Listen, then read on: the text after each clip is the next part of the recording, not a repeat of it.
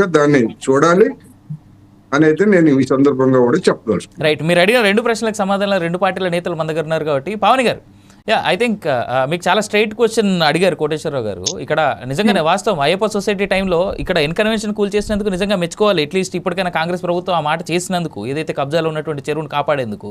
మీరు కూడా ఆ టైంలో బీఆర్ఎస్ పార్టీ అప్పుడే ఫ్రెష్ టీఆర్ఎస్ గవర్నమెంట్ వచ్చిన కొత్తలో చాలా హంగామా చేశారు, నానా హంగామా చేశారు. అయ్యప్ప సొసైటీ అసలు ఇన్కన్వెన్షన్ అని చెప్పేసి చాలా పెద్ద హంగామా జరిగింది. సరే, దాని తర్వాత లోపాయికార ఒప్పందాలు ఏం జరిగాయి అనేటువంటి దేవుడు ఎవరికి తెలియదు, కాబట్టి జరిగాయా లేదా కూడా దేవుడేరు, మాకెవరికి తెలియదు. రైట్. అయితే అయ్యప్ప సొసైటీలో అప్పుడు బీఆర్ఎస్ పార్టీ నిజంగా ఏవైతే కొన్ని కూల్చివేతలు చేసిందో వాటికి ఏ రకమైనటువంటి కాంపన్సేషన్ ఇచ్చింది? ఇవాళ రైట్ మీరు గొంతెత్తున్నారు నిజంగా హైడ్రా బాధితుల తరపున, లేదంటే మూసీ నది బాధితుల తరపున. But what did BRS party do ఆ టైంలో? ఇప్పుడు ఆ టైంలో కంపెన్సేషన్ ఇచ్చిండ్రా ఇయ్యలేదా అనేది నేను ఇంకా తెలుసుకొని చెప్తా దానికి. ఇప్పుడు ఏదైతే జరుగుతుందో ముందేమన్నారు, హైడ్రా తోటి హంగామా చేయడానికి వచ్చిండ్రు. లీగలా ఇల్లీగలా అనేది అప్పుడు ఏం చెప్పలేదు. హైడ్రా అందరి కోసము ఎవరైతే చెరువులను నాలాలను కబ్జాలు చేసి కట్టినరో వాళ్ళందరి ఇల్లు కూలుస్తామనేసి ఒక హంగామా చేసిన సంగతి మనకు అందరికి తెలిసిన విషయమే. ఓన్లీ ఇన్కన్వెన్షన్ ని కూలగొట్టడం, తర్వాత సామాన్యుల మీద పడడం వరకే జరిగింది.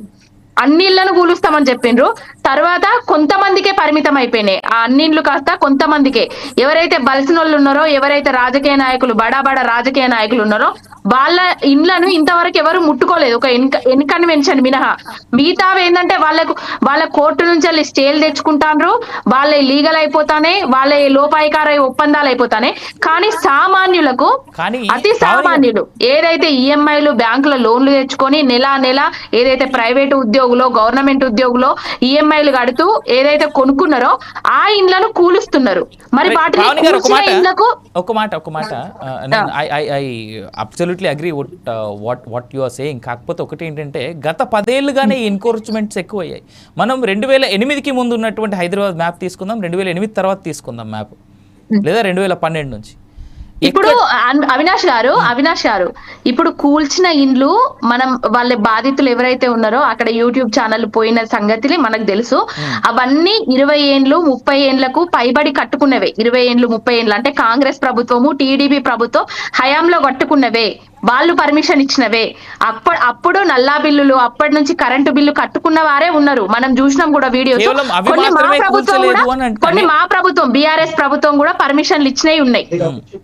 అధికారులు ఇచ్చిండ్రు, అధికారులు ఏ విధంగా ఇచ్చిండ్రు, ఎందుకు ఇచ్చిండ్రు అనేది ఇప్పుడు రేవంత్ రెడ్డి అధికారులతోటి సమీక్ష జరిపి మరి అధికారులతోటి నష్టపరిహారం కల్పిస్తాడా, మరి రేవంత్ రెడ్డి నష్టపరిహారం కల్పిస్తాడా, లేకపోతే కాంగ్రెస్ ప్రభుత్వం నష్టపరిహారం కల్పిస్తుందా, లేకపోతే కూలగొట్టిన ఇండ్లకు ఏ విధంగా నష్టపరిహారం ఇస్తాడు, ఇప్పుడు కూల్చే వాటికి ఏ విధంగా నష్టపరిహారం ఇస్తాడు, ఈ బ్యాంకులలో ఉన్న ఈఎంఐలను ఎవరు కడతారు అనేది తెలిసాలి.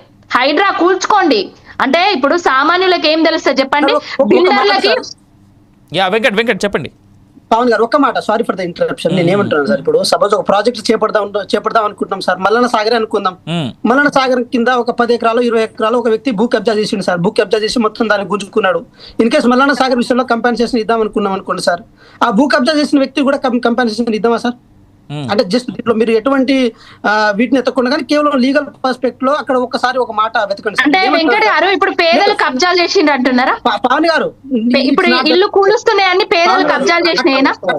అట్లా ఉండదు పవన్ గారు అట్లా ఉండదు. నేనేమంటున్నాను, మీరు ఇందాక ఒక మాట మంచిగా ఒప్పుకున్నారు, నాకు సంతోషం. సరే, అధికారుల తప్పిదమో ఏదో గవర్నమెంట్ మారుతుంటే పోతుంటే అది కామన్. కానీ ఒక్కటే గమనించండి, మీరు మన హైదరాబాద్ లో డైరెక్ట్ గానీ ఇండైరెక్ట్ గానీ మనం ఆధారపడి ఉంటాం. దెర్ ఇస్ నో కాంక్రీట్, అంటే దెర్ ఇస్ నో ల్యాండ్ మీద అంతా కాంక్రీట్ స్ట్రక్చర్ తో బిల్డ్ అయి ఉంది కదా.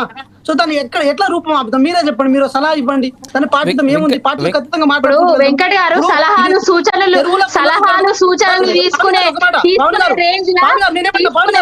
కాంగ్రెస్ ప్రభుత్వం రేవంత్ రెడ్డి ఉన్నాడా? పవన్ గారు ఒక్క మాట, నాకు మీరంటే గౌరవం ఉంది. నేను ఏమంటున్నాను, మిషన్ కాకతీయ పేరుతో ఏది నీటిపారుదల శాఖ మంత్రిగా ఉన్న హరీష్ రావు గారు 2014లో చాలా ఆర్టికల్స్ రాస్తుండే, అటు ఆంధ్రజ్యోతిలో కానీ లేకపోతే మిగతా పేపర్లో కానీ చాలా ఆర్టికల్స్ రాస్తుండే. ఆ ఆర్టికల్లో ప్రధానంగా మెన్షన్ చేసిన అంశాలు ఏంటంటే అండి, ఈ ఎంక్రోచ్మెంట్ కనుక ఆపకపోతే చెరువుల పునరుద్ధరణ జరగదు. మనం ఎంత సాయిల్ తీసి మనం ఏది పొలాల్లో పెట్టినా కూడా అదైతే జరగదన్నారు. దాంట్లో పర్టికులర్ గా మెన్షన్ చేసింది ఏంటి, మన హైదరాబాద్ చెరువుల పునరుద్ధరణలో భాగంగా ఆ ఎంకరేజ్మెంట్ ఆపాలని చెప్పి ఎన్ని ఆర్టికల్స్ చెప్పారు. ఆ ఎంకరేజ్మెంట్ ఆపాలంటే ఒక చిత్తశుద్ధితో ఒక గట్టి నిర్ణయం తీసుకోవాలన్నారు. ఆ నిర్ణయం మేము తీసుకుంటాం, తప్పే ఉంది. మీరు చెప్పినాన్ని మేము పాటిస్తున్నాం అనుకోండి, మీరు రాజకీయంగా క్లెయిమ్ చేసుకోండి, తప్పే ఉంది. దానివల్ల ఏదైతే భవిష్యత్ తరాలకి అయితే మంచి జరుగుతుంది కదా. నేనేమంటా పవన్ గారు రేపు మీ పిల్లలు కానీ లేకపోతే మీ మనవాళ్ళు కానీ మా పిల్లలు మా మనవాళ్ళు కానీ చెరువులను చూస్తారా? చూసే పొజిషన్ ఉంటేనా? అసలు దొరుకుతాయి చెరువులు? వెంకట్ గారు వెంకట్ గారు 10 ఏళ్లల్లా కేసీఆర్ గారు బీఆర్ఎస్ టీఆర్ఎస్ ప్రభుత్వము ఉన్నప్పుడు చెరువులను ఎంత బాగా చేసిండ్రు, పూడిక తీసడం, మిషన్ కాకతీయలో భాగంగా అనేది మనకు తెలుసు. కానీ హైదరాబాద్ లా హైడ్రామా తోటి హంగామా చేసిండ్రు మీ కాంగ్రెస్ వాళ్ళు. ఈ హంగామాలో ఇప్పుడు మరి ఎన్ని చెరువులను మీరు పునరుద్ధరించిండ్రండి? అసలు ఆ చెరువు ఏ ఒక్క చెరువునన్నా పునరుద్ధరించిందా అంటే? ఒకసారి లిస్ట్ తీయండి, ఒకసారి లిస్ట్ పెట్టండి.